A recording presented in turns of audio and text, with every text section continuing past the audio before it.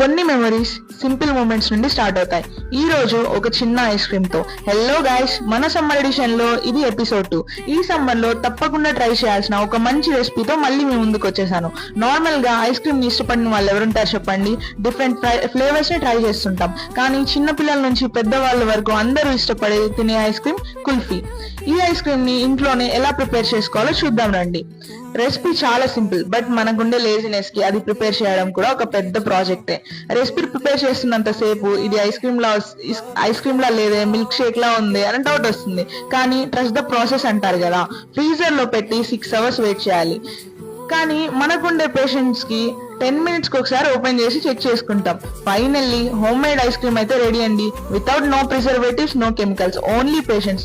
First bite taste చేయగానే అప్పుడు అర్థమవుతుంది స్విగ్గీని క్యాన్సిల్ చేసి మంచి పని చేశామని.